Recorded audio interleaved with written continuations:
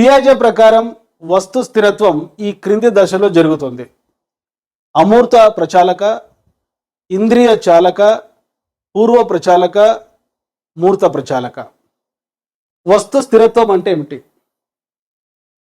శిశువుకు తన కంటి ముందు ఒక వస్తువు లేకపోయినా అది ఎక్కడో ఒక చోట ఉంటుందని వెతకగలిగే సామర్థ్యం, ఆలోచించగలిగే సామర్థ్యం వస్తు స్థిరత్వం. జీన్ పియాజే సంజ్ఞానాత్మక వికాస సిద్ధాంతంలో 4 దశలు ఉన్నాయి.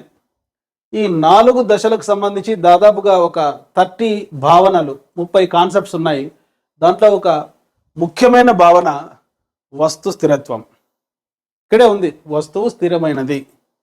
అది కంటి ముందు భౌతికంగా లేకపోయినప్పటికీ ఎక్కడో ఒక చోట ఉంటుంది అని శిశువు ఆలోచించగలిగే సామర్థ్యం, ఆ వస్తువు కోసం వెతకగలిగేటువంటి సామర్థ్యం, అది వస్తువు కావచ్చు, వ్యక్తి కావచ్చు, తన కంటి ముందు లేనప్పటికీ, జ్ఞానేంద్రియాల ముందు అవి కనబడినప్పటికీ ఎక్కడో ఒక చోట ఉంటుందని ఆలోచించగలిగే సామర్థ్యం వస్తు స్థిరత్వం.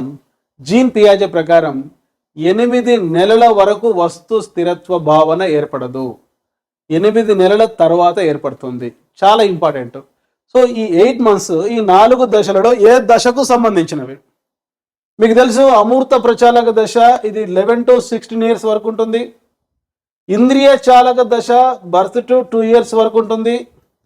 పూర్వ ప్రచాలక దశ 2 to 7 years వరకు ఉంటుంది. మూర్త ప్రచాలక దశ 7 to 11 years వరకు ఉంటుంది. కనుక ఇంద్రియ చాలక దశ అనేది ఆన్సర్.